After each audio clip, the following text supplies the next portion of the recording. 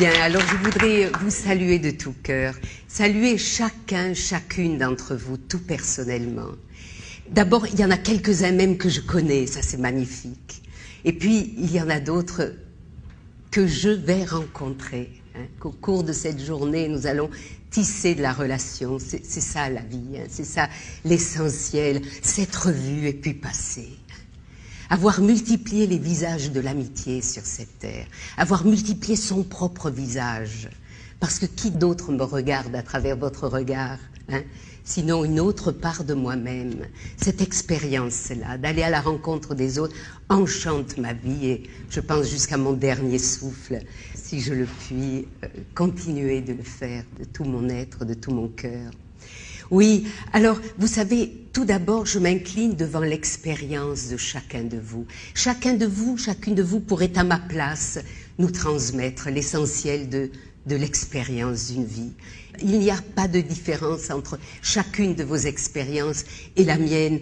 Peut-être une toute petite chose, moi j'ai eu une vie de luxe, c'est-à-dire une vie entièrement attachée à l'interrogation passionnée. Qu'est-ce que c'est que cette vie? Que veut-elle de moi? Qu'est-ce que c'est que ce rendez-vous sur cette terre? Et c'est pour ça que j'ai écrit, je me suis interrogée, j'ai parlé. Vous vous rendez compte, je n'ai fait que ça. Et je peux vous dire, je n'ai toujours pas de réponse. Je suis venue seulement poser avec vous ces questions de feu. Fuyez les êtres qui ont pour vous des réponses. Ce qui est passionnant, c'est cette interrogation qui jamais ne s'arrête. C'est ça, ce flux de vie. S'interroger ensemble sans se lasser. Et de temps en temps, comme un asymptote, vous savez, frôler quelque chose. Ensemble. C'est ça. Alors, j'aime beaucoup la parole d'André Breton qui disait « N'écoutez que les personnes qui vous apportent des nouvelles de vous-même. » Les autres sont mortellement ennuyeuses. Et j'espère tout simplement vraiment que de la simplicité de ma présence devant vous, de l'ouverture du cœur, tout simplement cela rebondisse de l'un à l'autre et que nous nous apportions mutuellement des nouvelles de nous-mêmes, de cette part de nos êtres où nous sommes dans la reliance. Au dehors, on est tellement différents, là, tout ce qui est la croûte. Il y en a qui ont des tas d'enfants, qui ont une famille, qui rêvent d'être seuls de temps en temps. Il y en a d'autres qui sont seuls, qui rêvent de n'être plus seuls. Il y a ceux et celles qui aiment ceci, qui n'aiment pas cela, etc. Il y a une multiplicité de différences, mais vraiment une combinatoire infinie de différences. Et puis quand on descend dans la profondeur, subitement, il y a un moment où cela fait clic.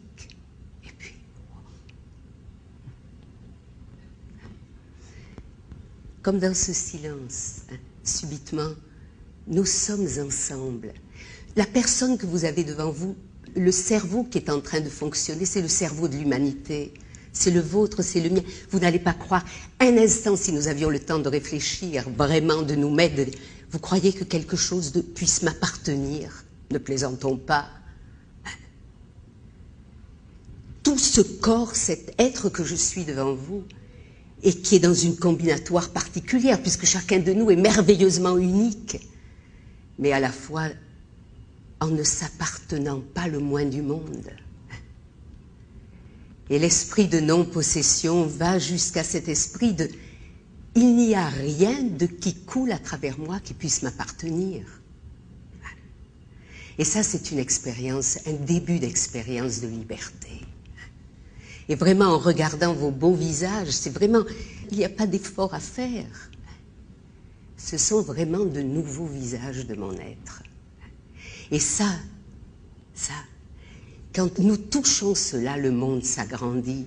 Et là aussi, déjà, nous avons, sans avoir encore abordé la question de la mort, la réponse. Comme je n'ai jamais commencé, avant que je sois, j'étais. Nous ne finirons pas dans tout ce qui est vivant, dans tout ce qui porte cette marque, cette empreinte de l'espérance et du vivant. À tout jamais et jusqu'à la fin des temps, nous sommes. C'est tellement évident. Il y a un organe en nous, l'organe mystique, qui est assassiné à notre époque. dont on ne permet pas du tout le développement d'aucune manière. Rien n'y fait écho, rien ne le reflète sur cette terre. J'ai une amie bruxelloise qui, depuis des années, elle est une passionnée de l'Inde, et depuis des années, elle dit, ces jeunes, elle est dans une école où il y a des enfants qui sont sortis du système scolaire normal parce qu'ils avaient de grandes difficultés et qui sont en fait des enfants particulièrement vivants, rebelles, interrogeant le monde, hein, et qui, dans cet esprit d'aujourd'hui, no future, hein, on essaie de vivre, de se débrouiller, mais il n'y a pas de vision. Et elle se disait, ces jeunes, il faut que je les prenne par la peau du cou et je les emmène dans un autre univers pour qu'ils voient autre chose.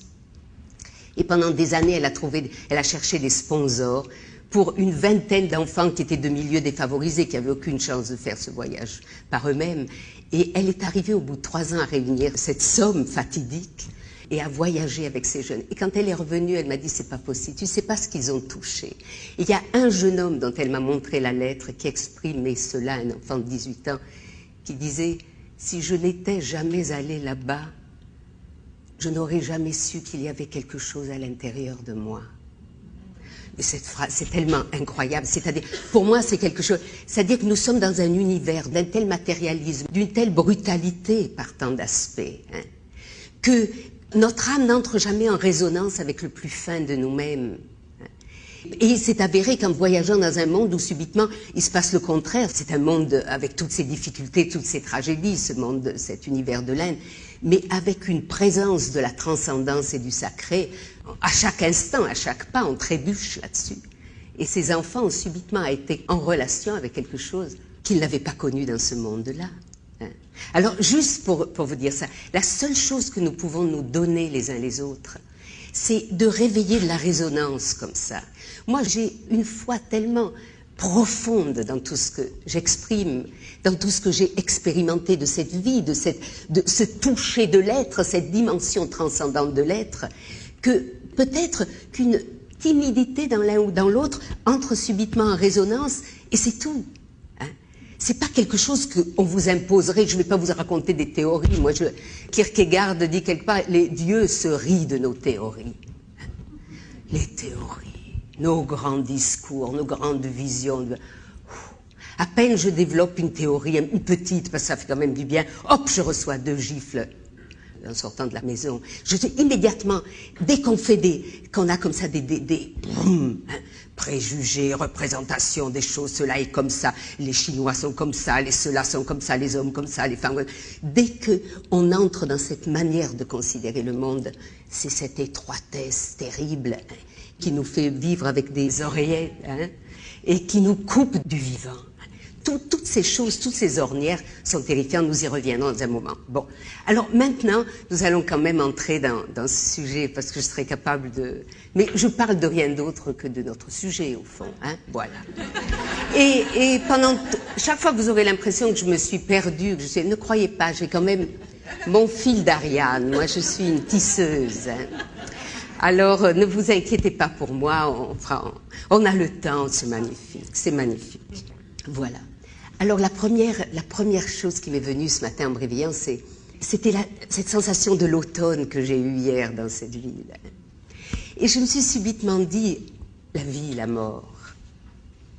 Imaginons que nous entrions en dialogue avec une feuille d'un arbre.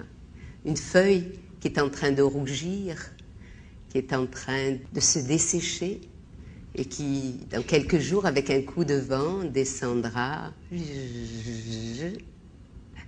Si nous pouvions entrer en dialogue avec une de ces feuilles et lui dire « Alors c'est terrible, hein, maintenant, tout de suite, bientôt, il va falloir partir et tout. Hein. » Et puis la feuille, ta voisine, hein, la feuille qui était la plus proche, qui te caressait quand le vent soufflait, elle s'est déjà détachée. Hein, et puis l'autre, là, ta voisine qui était là-haut, auquel tu faisais des petits cils, elle aussi, elle est juste en train de partir. Et comment te sens-tu? Et la feuille ne comprendrait pas ce que nous lui disons. Parce que la feuille, elle fait partie de l'arbre. La feuille ne se définit pas comme nous le faisons dans notre individualité. Elle sait qu'elle fait partie de l'être arbre.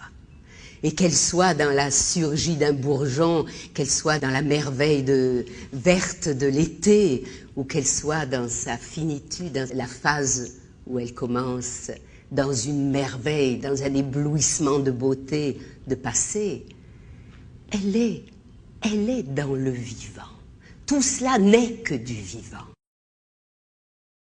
L'heure commence lorsque nous nous séparons, lorsque nous nous laissons prendre dans le piège.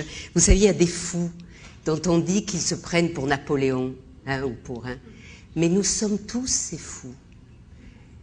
Chacun de nous, nous nous prenons, je me prends pour Christiane, on se prend, tu te prends parfois pour Joanne. Et la souffrance commence quand nous sommes dans cette totale, quand nous nous confondons, j'allais dire, avec nous-mêmes. Nous sommes tellement plus que nous-mêmes. J'ai connu un vieux prêtre qui avait eu cette réponse extraordinaire à une dame qui lui disait « Mon père, moi, maintenant j'ai décidé, je vais me réaliser. » Et il lui disait « Pourquoi êtes-vous si modeste, madame ?» Je trouve ça tellement beau. Alors que nous pouvons réaliser tout l'être. Bien. Alors, je vais commencer à placer simplement cette phrase que je vous ai proposée, qui est une phrase de Deutéronome de l'Ancien Testament et qui m'a tellement harponné la première fois où je l'ai lue. Et c'est d'elle que nous allons partir. C'est à partir de cela que nous allons danser notre ballet d'interrogation. Alors voilà que Dieu s'adresse à Moïse et lui dit « Vois, j'ai mis devant toi la vie et la mort. »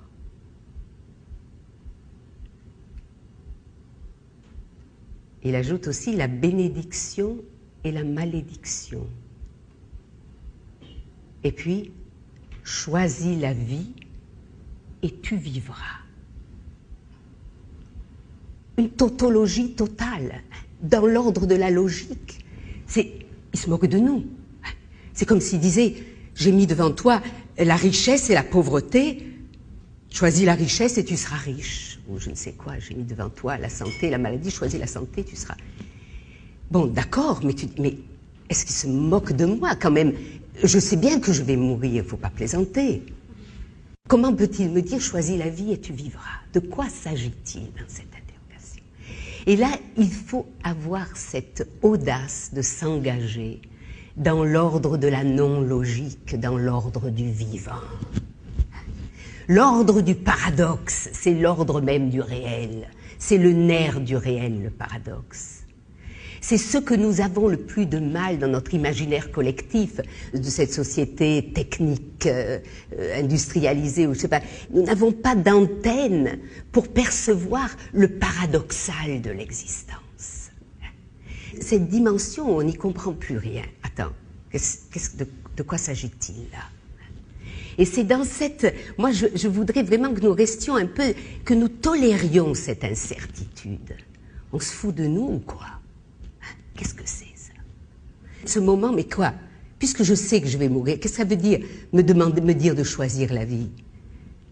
Cette flottaison, où on tolère de n'y rien comprendre. Et si nous le tolérons assez longtemps, il y a tout de suite une clarté, une légèreté qui se met en place. Vous sentez quelque chose comme « Ah bon, il s'agit peut-être de toute autre chose ». Il ne s'agit pas de faire disparaître les lois ontologiques qui font que tout ce qui est apparu disparaîtra, que tout ce qui est né mourra. Ça sont des lois que même Dieu ne peut pas abroger, mais là, il y a quelque chose d'autre. Il s'agit d'un éclairage. Quel éclairage donner à ces choses? Le choix n'est pas entre la vie et la mort, mais le choix est entre être un mort vivant ou être vivant jusque dans la mort. C'est ça le choix véritable. Est-ce que tu es prêt à faire œuvre de vie, même en étant périssable, jusqu'au bout de toutes tes cellules, faire œuvre de vie? Est-ce que tu es prêt à ce défi-là? L'alternative n'étant pas la vie et la mort, mais la vie morte ou la vie vivante jusque dans la mort. Vous sentez que là, nous nous approchons de toute autre chose. Et maintenant, je voudrais, avant que nous reprenions ce filon-là, que nous nous interrogions un instant sur cette liberté. Le choix, vous vous rendez compte, c'est terrifiant. C'est ça qui est terrifiant. Imaginez, le monde entier est sous des lois de la nature. N'importe quelle oie sauvage sait exactement quelle trajectoire elle va suivre dans le ciel. Cette trajectoire est rayée dans le ciel. Chaque ver de terre connaît sa trajectoire. Chaque petit pois se met comme ça dans sa cosse, la joue contre la joue de l'autre petit pois. Chaque marguerite autour de son cœur organise les pétales. Tout est réglementé comme une feuille de musique, c'est sublime ce monde. Vous ne verrez jamais une araignée qui va se mettre à faire une toile d'araignée avec des motifs modernistes. Tout est dans un ordre incroyable de beauté. Comme à l'été suit l'automne, à l'automne l'hiver. Wow. Comme tu ne peux pas arrêter la montée de l'aube quand tu es la nuit, comme moi j'ai ouvert ce matin très tôt et puis wow. Tu sens là quelque chose qui est là, qu'aucune force de l'univers ne peut arrêter, l'irrésistible montée de l'aube. Ça, c'est l'ordre naturel. Et voilà que nous, eh bien voilà, au lieu d'être dans l'ordre naturel de l'amour, vous imaginerez cette vie, on serait dans l'ordre de l'amour. On suivrait, incroyable. Vous aimez, vous, la liberté?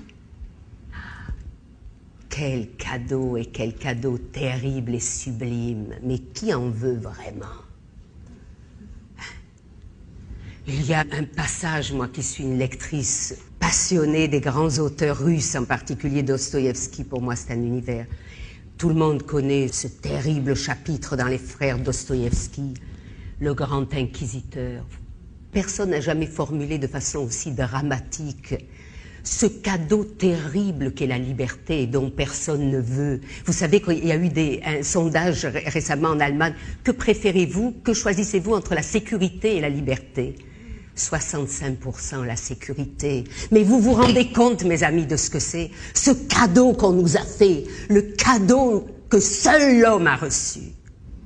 Le cadeau de la liberté. Choisis librement la vie, choisis librement l'honneur de vivre, choisis librement la joie, choisis librement de louer ce monde, et non pas de le piétiner, de le mépriser, de l'écraser. Choisis librement l'amour. Voilà ce qu'était l'invitation de Dieu. Et qu'est-ce que nous avons fait de cela? Non, asservissez-nous, s'il vous plaît. Voilà ce qui est dans le Grand Inquisiteur. Nous sommes à Séville, au XVIe siècle, les grands autos da fé, on brûle tous ceux dont on pense qu'ils dérogent à la loi de l'Église, enfin l'horreur, hein, les femmes en particulier, parce qu'elles font toujours tout de travers, Dieu merci, librement. Hein. Librement, oui. Et alors on brûle tout le monde, tout ce qu'on peut. Bon. Et alors voilà que le Christ se dit, maintenant je vais quand même, je leur ai promis de revenir, j'y vais. Et il arrive dans Séville, cet homme de lumière qui rayonne de tout son être, il arrive, il marche dans la ville, il croise des regards, et les hommes, les femmes le reconnaissent, et le voient, et se jettent à ses pieds, lui baisent les pieds, le bord de sa robe. Mais le grand inquisiteur aussi a reçu la nouvelle. Il se promène dans la ville. Oh! Alors il envoie ses gardes. Ils le reconnaissent immédiatement, l'arrêtent, le jettent au cachot. Et le dialogue de ce chapitre est extraordinaire. C'est ce dialogue entre le grand inquisiteur et le Christ. Un dialogue, j'exagère quand je dis le Christ ne répond rien, il le regarde. Et le grand inquisiteur vient lui dire, qu'est-ce que tu fais là? Tu vois pas qu'on a enfin inventé une église, un univers où les êtres savent ce qui est bien, ce qui est mal, où ils sont régis, où ils ont retrouvé une autorité qui les tient, et toi tu viens là avec ta liberté, mais personne n'en veut de ta liberté. Tu vois pas que tu as créé le désordre terrible de l'amour, l'insupportable désordre de l'amour. Il n'est pas question pour moi de te relaisser sortir. Et demain, quand tu brûleras sur un des autodafés, tous ceux qui t'avaient baisé les pieds quand tu marchais dans la ville apporteront des bûches et du charbon. Tu les connais, les hommes. C'est terrifiant. Ce passage, et quand vous savez la profonde foi de Dostoïevski, cet homme qui était un homme christique, vous comprenez, j'espère que quelque chose vous atteint, cette liberté-là, mes frères, mes sœurs. Qu'en faisons-nous jour après jour? J'ai mis devant toi la vie et la mort, la bénédiction, bénissez-vous les uns les autres, et la malédiction, dire du mal, dire le bien, dire le mal. Je t'ai donné le choix d'être un porteur de lumière ou un répandeur de ténèbres. Et toutes les manières que nous avons de faire cela, simplement, vous savez, cette part de nous qui dit, ouais, voilà, qui se réjouit de la destruction du monde en un sens. Cette part de nous, vous savez, qui dit, ah bon, je savais bien. Ouais, c'est ça. Vous avez vu ce qu'ils ont fait? Vous connaissez ce ton quand des gens... Vous avez vu ce qu'ils ont fait en Irak? Vous avez vu ce qu'ils ont fait là? Vous avez vu? Hein?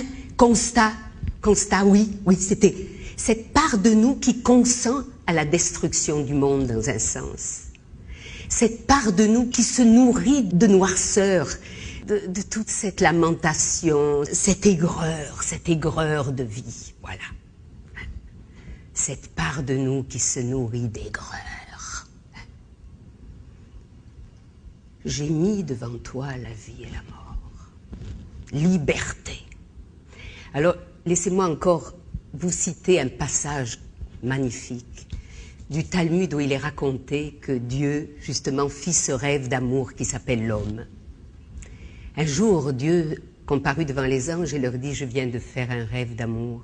J'ai rêvé que dans cet univers sublime que j'avais créé, il y aurait une créature qui se tiendrait librement devant moi, un vis-à-vis. Attends, un vis-à-vis. Et que cet être serait libre de choisir l'ordre du monde. Vous sentez la différence, être dans l'ordre du monde ou librement le choisir? Vous sentez ce rêve d'amour qui est là-dedans? Pas imposer l'ordre des choses, mais vous inviter à le vivre. Vous inviter, j'opte pour ta lumière, j'opte pour la vie. Librement. Et il y eut une révolution parmi les anges qui n'étaient pas fous, qui ont dit, mais ça va plus. Ça va plus, tu sais pas ce que tu fais là. Et s'ils se rebellent contre toi, s'ils détruisent ton œuvre, regardez-le, ce monde. Ils n'avaient pas tort, les anges, Mais Dieu, il avait fait ce rêve d'amour. Et ce rêve d'amour lui tenait tant au cœur qu'il n'était pas question pour lui de revenir sur ses pas. Je créerai l'homme. L'homme libre. Et voilà. Et les anges, il y avait quelques anges qui sont laissés. Ah, les anges sont laissés quand même à la fin persuadés. Bon, puisque le boss veut ça, Mais il y en a qui se sont rebellés, ce sont les anges déchus, et il y en a qui sont justement ces anges des ténèbres, qui sont jusqu'à aujourd'hui, dit la tradition, acharnés à faire échouer le rêve de Dieu. Ils sont là. Il y en a deux dont on dit qu'ils sont à l'épaule, derrière l'épaule droite et l'épaule gauche, c'est Azaël et Shemshassi. Et vous savez ce qu'ils font? Ils font rien d'autre, ils ne se fatiguent pas. Ils font seulement que chaque fois que vous avez un toucher de l'être, vous suggérez, oh, faut pas exagérer, c'est pas si important que ça, oh, tu as vraiment envie d'être libre, oh, c'est pas mal comme tu vis, tu es bien, non? Toutes les compromissions, tous les trucs, oh, d'accord, c'est pas mal non plus. Cette part de nous qui rabaisse, qui descend la flamme, c'est eux. Il y a aussi un passage admirable de Hildegard de Bingen, Hildegard von Bingen, la grande mystique chrétienne, la grande mystique allemande du XIIe siècle, qui elle redisait aussi de l'homme, l'homme est la seule créature qui ait le flanc ouvert, la seule créature inachevée, dans cette notion-là. C'est à nous d'achever l'œuvre, de la transmuer, d'en faire. Et j'ai parlé récemment dans une école, ça a été très très beau, sur le texte de Pic de la Mirandole, un des grands philosophes de la Renaissance italienne, une merveille, une proie, vous savez, un de ces êtres qui viennent, là, l'archange descendu, tcha. Et il y a un texte de lui dans son livre qui s'appelle « De la dignité humaine », ou qui commence comme ça, « Homme, je t'ai créé libre ». À toutes les autres créatures, j'ai tracé leur voie. Mais toi, je t'ai donné la possibilité d'être et de faire ce que tu auras décidé d'être et de faire. Je ne t'ai fait ni mortel, ni immortel, ni terrestre, ni céleste, ni animal, ni divin. Je t'ai mis comme ça à la jonction des mondes, de manière à ce que ton visage inachevé, c'est toi qui le fasses apparaître. Tu choisiras librement, soit les forces de la dégénérescence qui te feront animal, ou les forces de la régénérescence qui te feront divin. À toi de choisir. Et dans ce texte de Pic de la Mirandole, je ne sais pas dans chaque détail par cœur, mais c'est un texte sublime. C'est que c'est pas si tu le fais pas, ben je t'assomme, c'est pas choisis, tu es libre, fais quelque chose. Non, c'est à toi de choisir. Il n'y a pas de chantage. Vous sentez, il n'y a pas de chantage. L'amour va si loin que tu choisis. À toi de choisir ton visage. Oui. Alors voilà ces quelques mots sur la liberté. Libre à toi de choisir. La vie, la mort. Alors, pour comprendre ce phénomène de dualité, il ne s'agit pas de choisir l'un ou l'autre, mais de choisir bien sûr les deux dans une autre lumière. C'est ça. Le monde est construit sur le double. Si je paye aujourd'hui mon café avec $1, bon, je me dis non, aujourd'hui je paye qu'avec la face pile, je garde l'autre face pour demain. Vous voulez bien, monsieur, n'encaisser que la face pile? Non, madame, je peux pas. Non, je donne pas les deux, voyez? Ça va pas. Tout va ensemble sur cette terre. Tout a deux faces. La face visible du monde, la face invisible. La lumière, les ténèbres. La jeunesse, la vieillesse. L'homme, la femme. Le jour, la nuit. La maladie, la guérison. Tout va par deux. Seulement, ce qui est passionnant, c'est que ce à quoi nous sommes invités, c'est de réconcilier en nous cette dualité. Là, j'espère que ça fait sens ce que je vous dis, que vous pouvez un peu jouer ensemble, de sentir ce que cela peut signifier. Vous savez, il est dit, par exemple, c'est Annick de Souzenel, aussi une grande amie, qui parle toujours de ces saints qui ont réconcilié en eux les loups et les lions.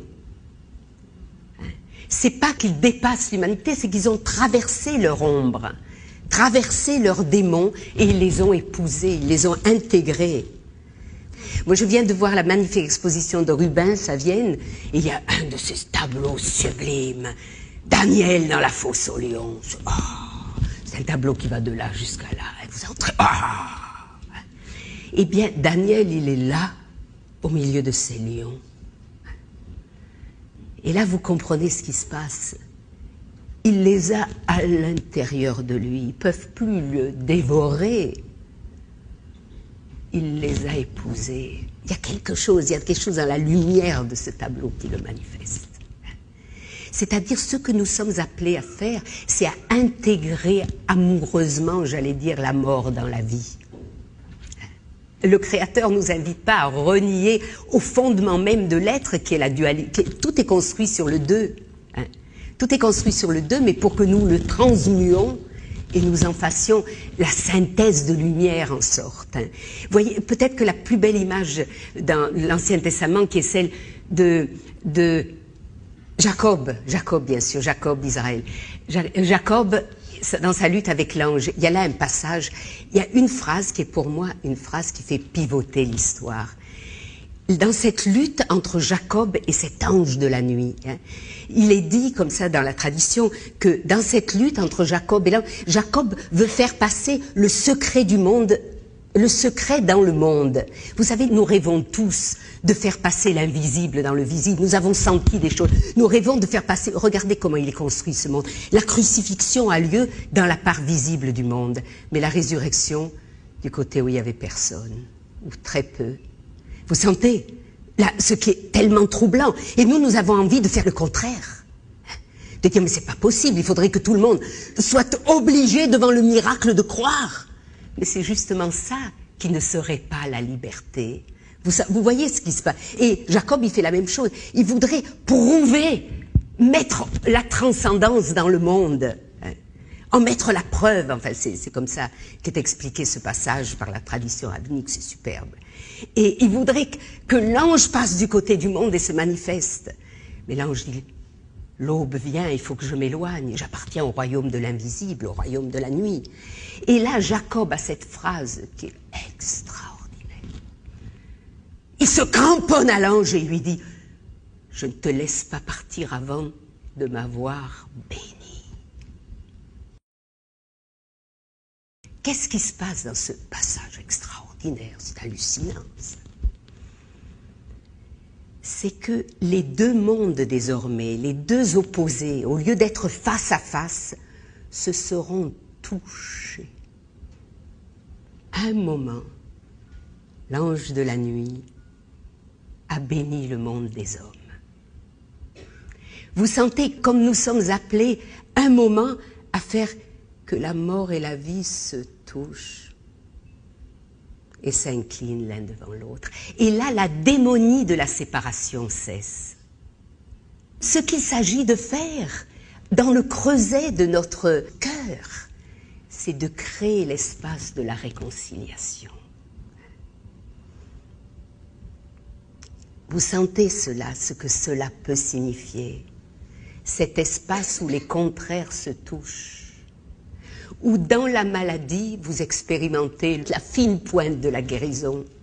Dans le film admirable de Marie de Henzel, où il y avait un jeune homme qui était malade du sida et qui est mort, m'a-t-elle dit, une semaine après cette interview, et qui disait, j'ai tout fait sur cette terre de travers, j'ai vécu contre, moi je dirais maintenant aujourd'hui, j'ai vécu contre l'ordre du monde, hein. Je me suis détruit de tout, enfin bon. Eh bien, maintenant j'ai compris quelque chose, j'ai compris l'essence de la vie, il disait, j'ai compris. Et vous voyez, je vais mourir guéri. Vous sentez, c'est ça, c'est ce point. C'est ce point-là, cette semence-là qui passe d'un monde dans l'autre. Et c'est à l'intérieur de nous que cette part de jeunesse éternelle qui est dans la vieillesse, cette part de guérison dans la maladie, cette semence de lumière dans les ténèbres, c'est cela. Choisis la vie et dans la mort tu mettras la vie, la lumière de la vie. C'est ça l'invitation.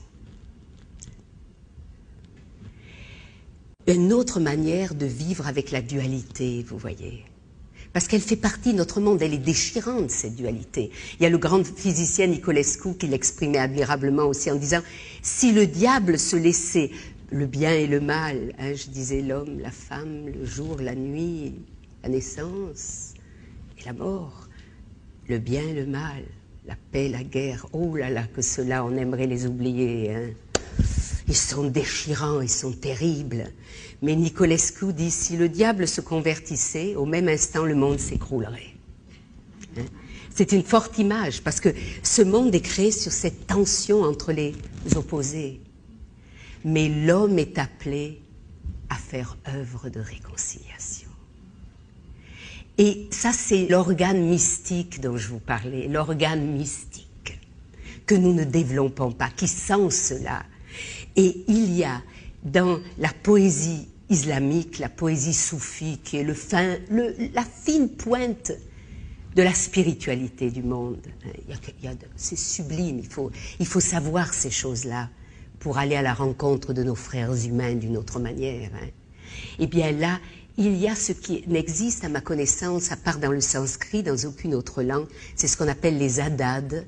Ce sont des mots mystérieux qui signifient les opposés. Venir et repartir. Selon la place de ce mot dans le poème, ça veut dire l'un ou l'autre, ou ça veut dire les deux. S'éloigner, se rapprocher. Les adad, H-A-2-D-A-D, qui ne sont approchables, concevables que par cet organe mystique. Quand nous sentons que ce qui est radicalement opposé fait « et s'embrasse sur la bouche. Cet instant. Et c'est pour ces instants-là qu'il s'agit d'avoir vécu. Cette sensation au cœur du pire, tu n'as rien à craindre. Cette sensation-là, c'est ça. Vous voyez, c'est cela dont je vous parle. C'est là où nous touchons l'indicible. Et qui est le secret même de l'univers. Et il y a là quelque chose de tellement bouleversant. Il y a comme ça une pièce qui est très connue en Allemagne du 19e siècle, où il y a un soldat dans la guerre de 30 ans qui subitement a ce toucher de l'être, cette expérience-là au milieu de la bataille où tout le monde autour de lui est anéanti, il est là, barbouillé de boue, et il entend une voix qui lui dit « Tu n'as rien à craindre. Même 10 pieds sous la terre, tu n'as rien à craindre. Que tu vives ou que tu meurs, tu es vivant. » Cette conscience subite de l'absolu paradoxe de l'être. Ça, c'est une grande aventure.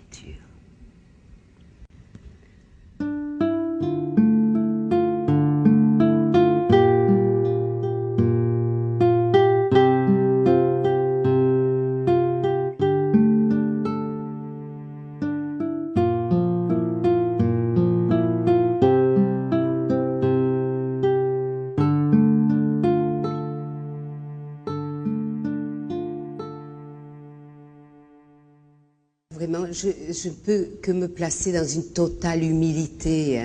Je ne peux pas parler au nom de personnes qui ont eu des expériences aussi extrêmes, aussi incroyables.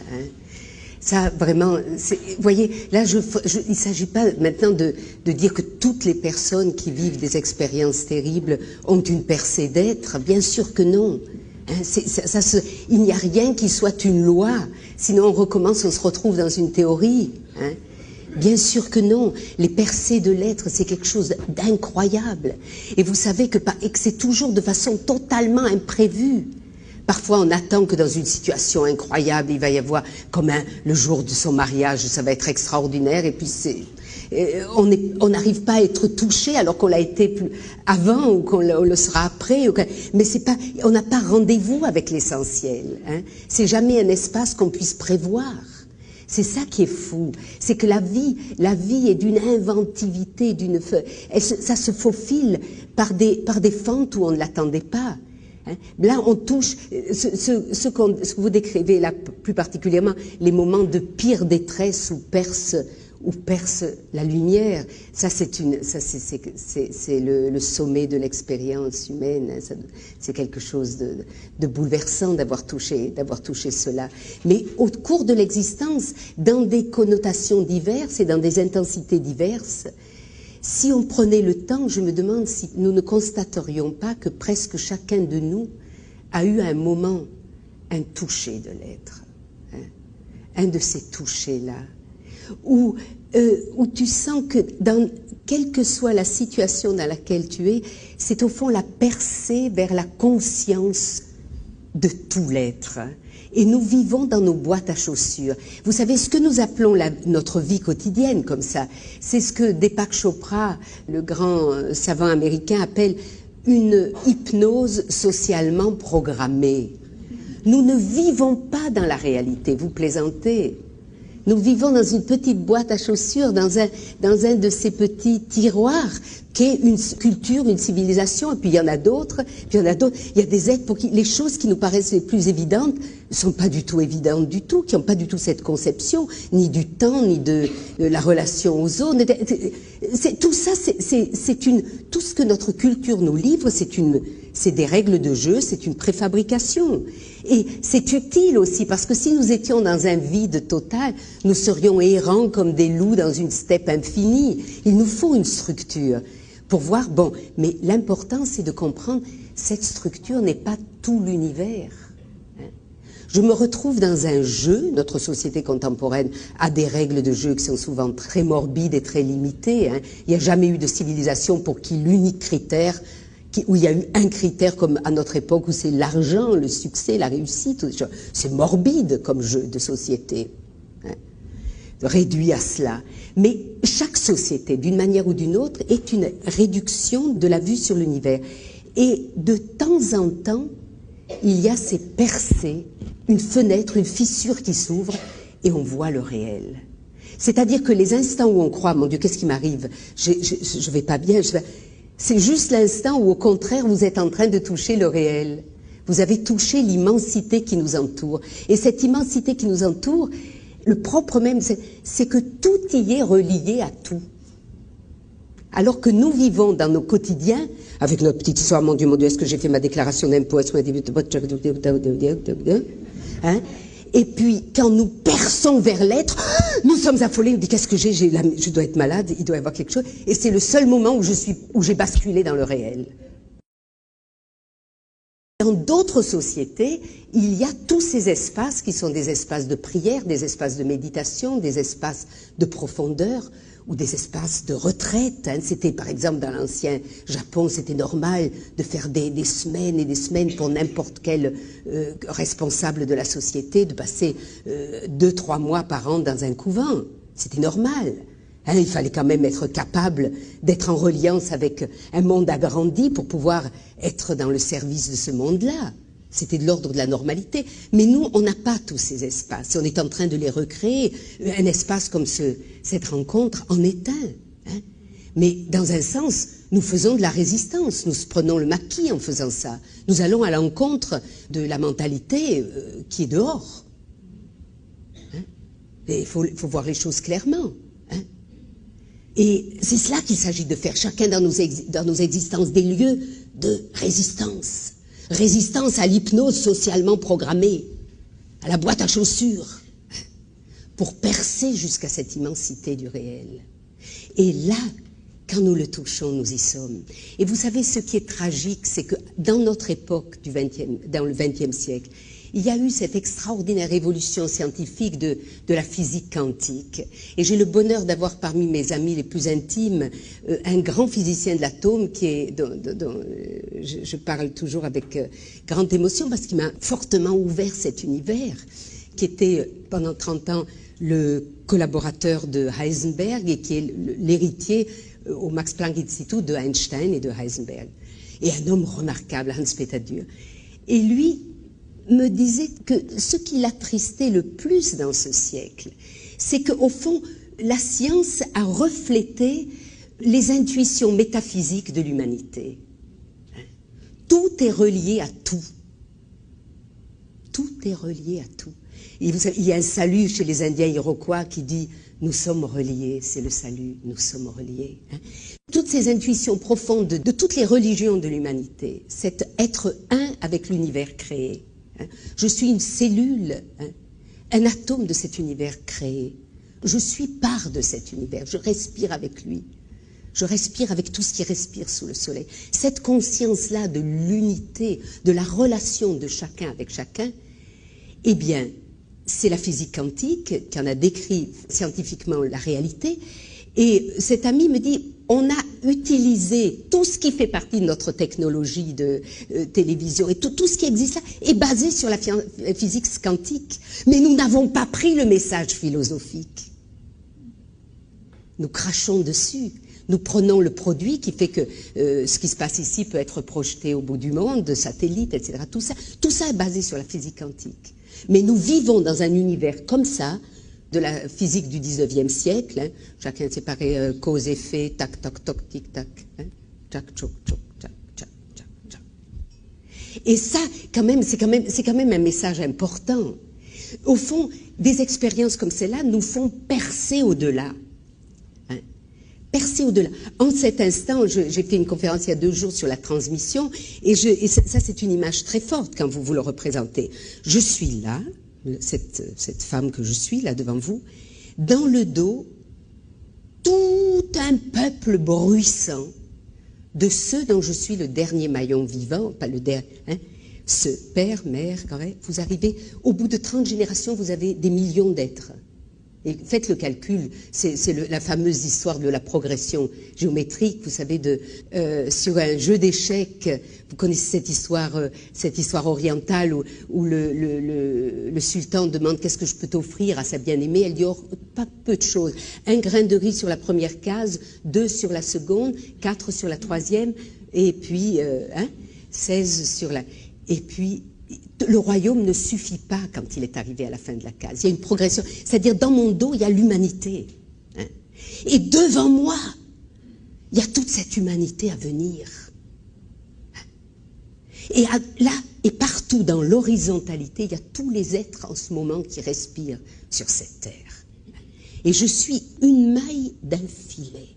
Vous sentez cette image? Laissez-vous un instant pénétrer de cette image. Passer devant, et puis, waouh! Ça, c'est le réel. Hein? Et nous vivons, Tata, il m'a dit, il m'a regardé, puis moi j'aurais dû lui dire, mais il m'a répondu, et puis mais si je la revois, je vais lui dire comme ça. Hein?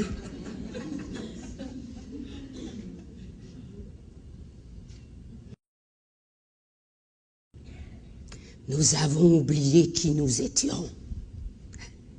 Et ça, vous voyez, c'est pour ça que je retourne. Hein, le principe que vous avez décrit, c'est une percée vers... Il ne peut rien t'arriver, tu es au bout des temps et tu es au commencement. Et tu es au bout de l'univers.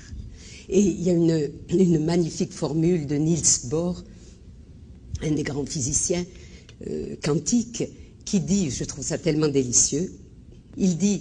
Quand un enfant jette sa poupée de chiffon hors de son berceau, Sirius est ébranlé sur sa trajectoire. C'est-à-dire que chaque geste que je fais, hein, chaque mouvement, comme un son, hein, comme si nous avions un bol où nous frappons, ding, il va jusqu'au bout des temps, jusqu'au bout du monde. Chacune de nos actions, nous vivons dans cette représentation maladive, que chaque geste que je fais ne concerne que moi. Hein. C'est de là que naît la dépression, d'ailleurs, hein, de notre monde contemporain. Quand des personnes disent « quoi que je fasse, ça n'intéresse personne, il y a même pas ma voisine de palier, tout ce que... je suis dans mon enfermement. Hein. » C'est ça la tragédie de la dépression.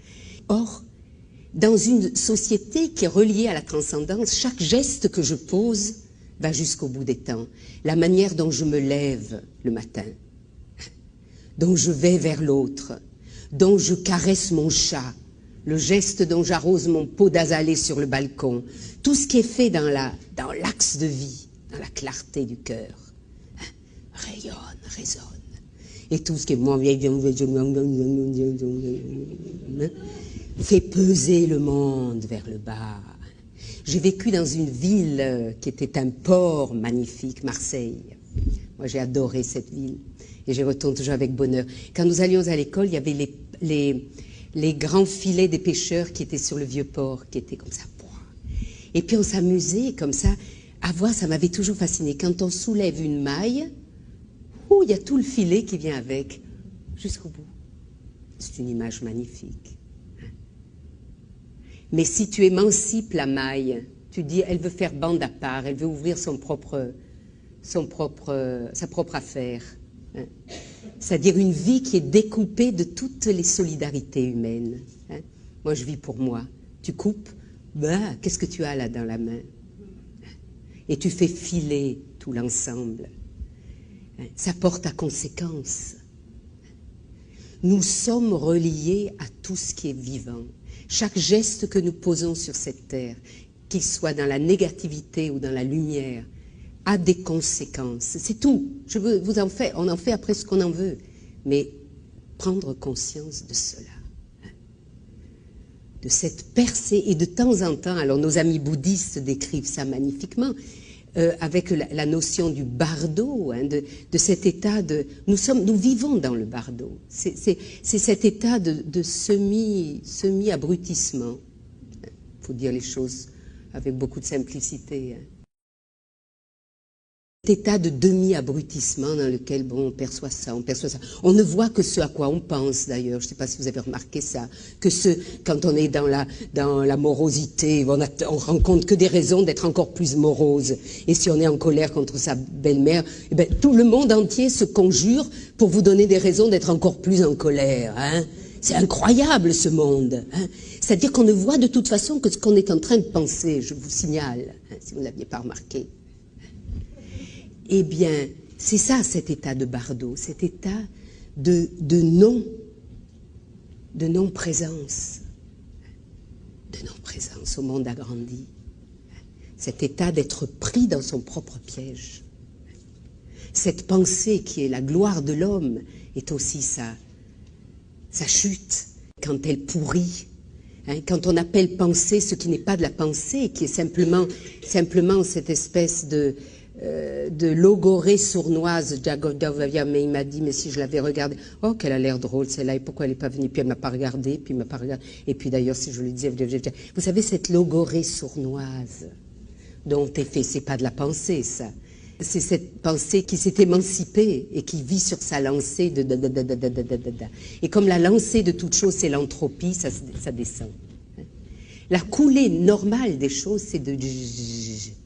Ça, c'est l'entropie, c'est le principe de l'entropie. Et ça demande cette énergie d'amour de redresser ça. Chaque matin de neuf, se redresser. Redresser là-bas. Redresser la barque. C'est ça qui est intéressant aussi de voir, que la pente naturelle, mes amis, c'est d'être malheureux. C'est d'être aigre. C'est d'être, de toute façon, on ne peut rien faire, et puis c'est foutu, et puis de toute façon, Ça, c'est la pente naturelle. Mais est-ce que cela est digne de nous de descendre les pentes uniquement toute une vie? Alors ce sont tous ces dynamismes de cet univers qui nous entoure, de prendre conscience et voir qu'est-ce que je choisis là-dedans. C'est une manière de dire que ces expériences-là sont des expériences de la totalité de l'être. Tant que je suis dans la finitude, la mort apparaît la mort, un crime apparaît un crime. Je ne vois pas ce qui est derrière.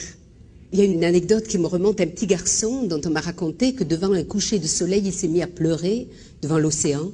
Il s'est mis à pleurer, il a dit oh, « Mon Dieu, pourvu que les poissons ne le mangent pas. » Mais sentez ce qu'il y a là-dedans, et je me demande si notre relation à la mort n'est pas une erreur optique comme celle du petit garçon. L'effroi que nous avons de la mort, de cette ignorance que le soleil part éclairer d'autres univers. La peur de la mort comme erreur optique. Mais c'est beau, c'est poignant, mais je trouve que c'est une très très forte image.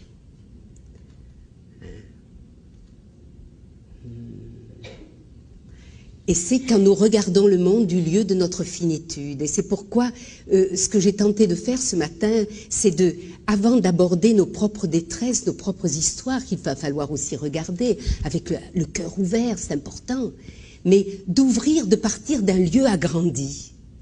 Après, tout a une autre coloration. Vous sentez que dès que je regarde un autre lieu, waouh, C'est ça, c'est ce que tenter de faire dans ce mouvement entre ce matin et cet après-midi. Si nous commencions tout de suite dans nos deuils, nos souffrances, notre relation à ce que nous... il y a des choses tellement, tellement douloureuses. Mais si nous commençons tout de suite là-dessus, nous nous prenons les pinceaux là dans la souffrance. Et il ne s'agit pas de la fuir ou de ne pas l'affronter, il faut l'affronter, mais l'affronter d'un univers, d'un espace agrandi. D'un espace agrandi. Pas du lieu de la finitude où le soleil s'enfonce dans la mer et c'est fini.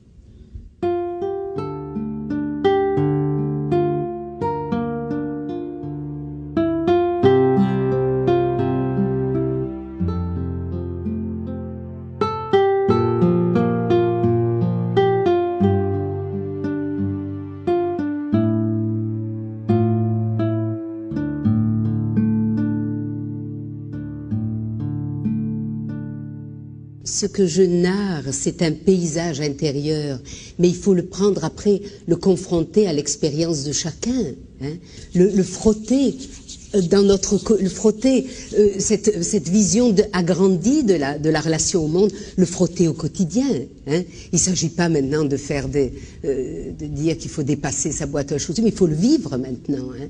Et ça, c'est évident que là, ça peut être un instant quand j'ai touché quelque chose, que ça s'ouvre. Il est possible qu'à tout jamais je puisse toucher quelque chose. Moi, je travaille beaucoup avec le corps, hein, et il y a des écoles très différentes. Dans l'école de Graf Durkheim dans laquelle j'ai travaillé très longuement, on parle toujours de la persévérance, de l'exercice. Il faut toujours continuer, persévérer dans l'exercice, dans la conscience du corps. Dans l'école de Feldenkrais, par exemple, il est dit que quand le corps expérimente une fois quelque chose, c'est acquis à tout jamais. Alors là, c'est la même chose pour la conscience. Hein. Il y a ce travail en permanence de vigilance. Quelle pensée est-ce que je laisse entrer? Quelle vibration est-ce que je laisse entrer en moi? Et puis de l'autre côté, parfois quand j'ai expérimenté quelque chose d'infiniment profond, j'ai pas besoin d'aller me rallumer au contact de quelqu'un d'autre. Parce que ce qui vous touche peut-être dans ce que je dis, c'est en vous, bien entendu. S'il s'agit après qu'il faille aller me retrouver pour réanimer ça, c'est de l'ordre, c'est risible, ça va pas. Hein? C'est évident que ça ne fonctionne que dans cette résonance d'une âme à une autre, où quelque chose est réveillé dans la profondeur de l'être. Mais je ne voudrais pas être mal compris, il est évident que chacun de nos destins veut être délivré. On ne peut pas faire l'économie de ce travail sur soi-même. Et ces peurs que vous avez évoquées, c'est évidemment à elles qu'il faut s'atteler de tout son être. Sinon, tout n'est que du sucre sur le gâteau. Bien entendu qu'il faut descendre à la profondeur. Ce travail que chacun de nous est appelé à faire en profondeur, c'est lui, une fois qu'il est en chemin. Parfois, ça paraît décourageant, mais il ne s'agit pas d'aller s'occuper de chacune de nos peurs. Parfois, il suffit d'en traverser une pour expérimenter la délivrance. Comme quand on prend l'avion et qu'on a tous ces nuages, et il ne s'agit pas maintenant de les traverser l'un après l'autre. Il suffit d'en traverser un pour être dans un univers délivré, dans un univers de lumière. Hein. C'est-à-dire, ce serait décourageant de se dire, mon Dieu, il va falloir que je fasse tout ce ménage, toute cette peur, cette angoisse-là, ce passé, Non, parfois il suffit d'avoir travaillé en profondeur dans un des traumatismes les plus profonds de mon être, qui crée cet espace de peur autour de moi, pour vivre une percée. Mais ça ne peut pas on ne peut pas économiser ça.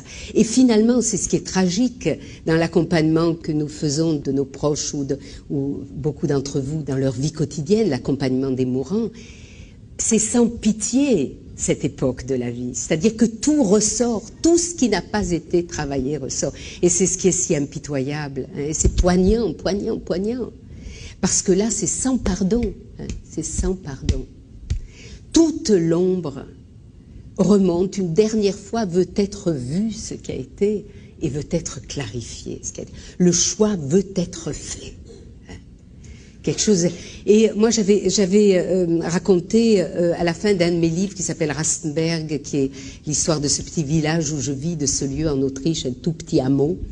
Et je termine avec une histoire qui m'avait bouleversée, qui illustre cela. Un vieil homme, c'était un rabbin new-yorkais qui s'appelait Rabbi Charter, et qui était un homme qui s'occupait justement, qui avait fondé tout un mouvement d'accompagnement des personnes âgées, de la délivrance, et qui avait, il avait découvert ce principe qui est celui dans lequel nous évoluons tous, que chacun a besoin d'un témoin. C'est-à-dire, toute une histoire de vie, si elle n'a pas trouvé témoin, si elle n'a pas trouvé une oreille amicale où se déverser, on ne peut pas faire le pas. C'est affreux, c'est trop terrible de pas être entendu dans son unicité, dans son expérience de vie, dans sa souffrance unique. Et tout son travail était de créer tous des réseaux d'écoute. Et il racontait que parfois, une personne qui avait pu raconter sa vie, l'a déversée dans une oreille amicale, une personne, 2 jours après, s'en allait librement. Hein. Alors que pendant des mois et des années, la souffrance avait été sans fin, alors qu'il était décidé à passer, mais personne n'avait reçu son message. Et ce rabbin Charter avait raconté cette histoire lumineuse qui met ensemble tout ce que nous venons de partager.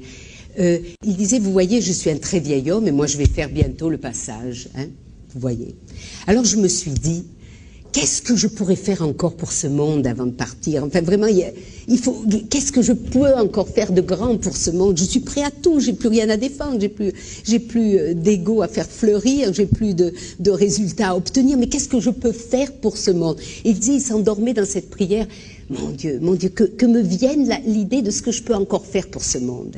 Et subitement, une nuit, il entend cette phrase, si tu veux vraiment faire quelque chose pour ce monde, alors ne laisse sur cette terre aucune trace de ta souffrance.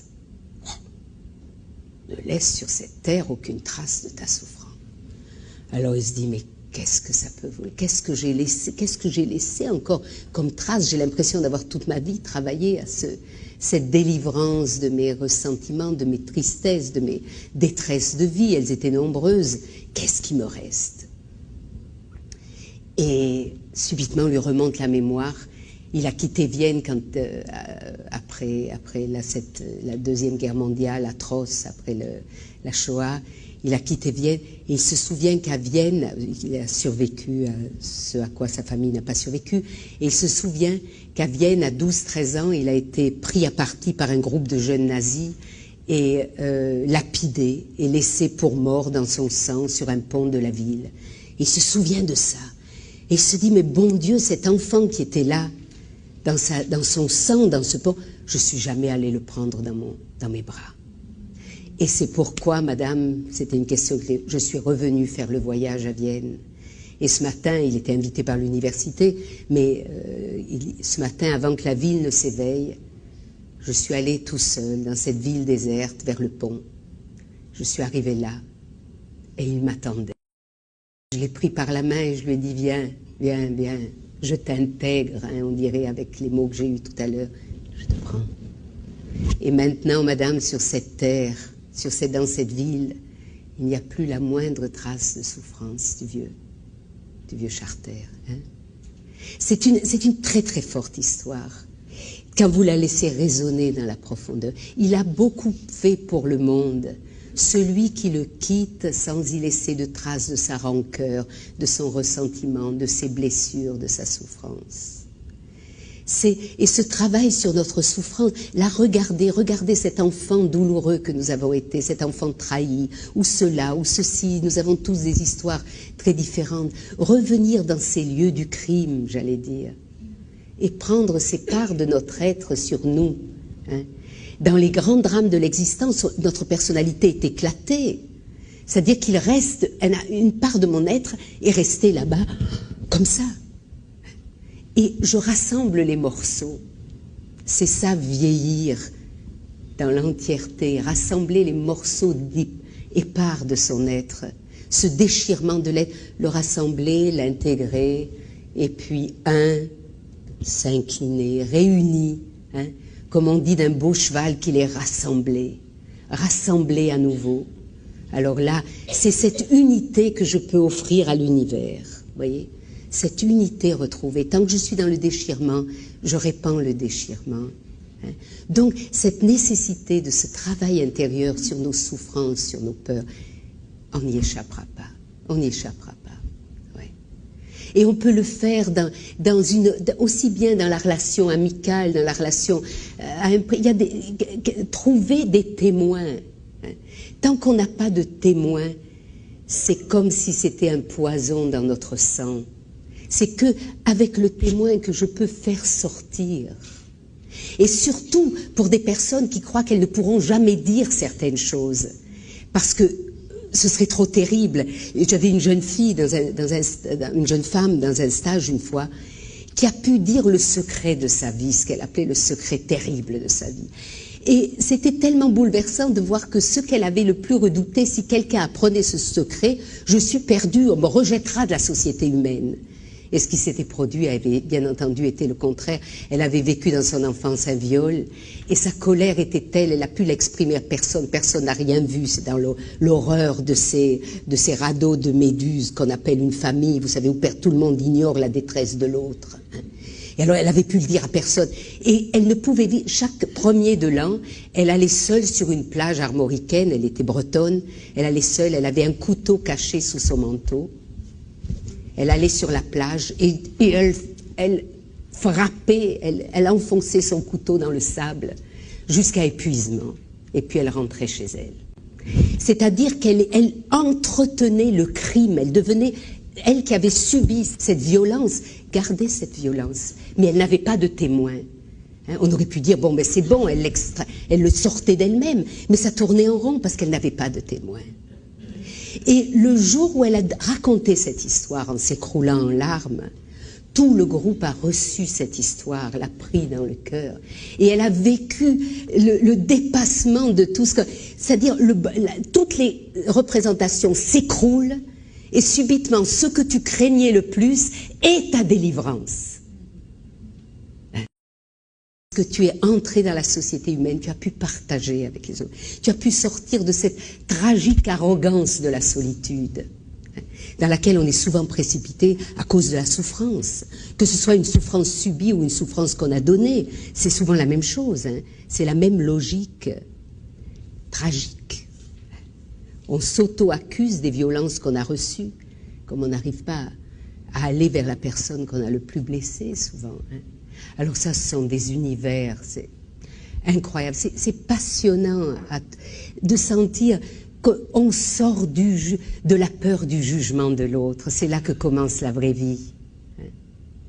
Quand on sort de la peur du jugement, c'est ça la plus grande peur, en vérité. Et que dans la phrase de Saint Jean, quand il dit « Il est mort en moi le juge de mes frères », c'est de ce lieu-là que nous pouvons nous mettre au service de ce monde. Il n'y a rien, il n'y a aucun acte sur cette terre que je sois en mesure de juger, et de quel droit, dans un sens. Ça ne veut pas dire que tout soit permis, que tout soit possible, comprenez-moi bien, mais si j'ai en face une personne qui a commis un acte terrible, il y a quelque chose... C'est de ce lieu où je ne le juge pas que je vais faire basculer son histoire. Je donne juste un exemple parce qu'il est tellement extrême et tellement terrifiant. Tout est au fond une histoire d'amour blessé sur cette terre. Toutes les haines, toutes les guerres, c'est des histoires d'amour. Des histoires d'amour tragiques et blessées, déchirantes. Il y avait un de ces généraux yougoslaves qui s'appelait Mladic, qu'on appelait le bourreau de Srebrenica, une horreur qui a fait des massacres à n'en plus finir. Dans une interview, voilà que cet homme raconte sa vie. Et puis subitement, vous vous dites, mais attention. Il raconte que dans son enfance, un petit paysan, il assiste au massacre de son entière famille par les Croates. Sa famille est massacrée sous ses yeux, il est caché dans une botte de foin, il voit sa mère assassinée, son père assassiné, ses frères. Il est le seul survivant. Et il se jure, je vous vengerai. Et le tragique, c'est que il l'a fait. Ces guerres sont la vengeance de quelques-uns. Mais ce qui est horrible, c'est l'idée, il ne s'est trouvé donc sur son chemin aucune femme, aucun homme qui l'ait pris dans ses bras, qui lui ait dit, tu ne les vengeras pas en perpétuant le meurtre et l'horreur. Tu les vengeras en créant un monde où cela ne soit plus possible. Un monde de la relation. un monde de témoins qui s'entre-écoutent, qui se parlent. C'est le tragique dans cette histoire, pour moi, c'est ça. C'est cet homme qui a traversé une vie avec sa loyauté d'amour. Papa, maman, je vous vengerai. C'est incroyable.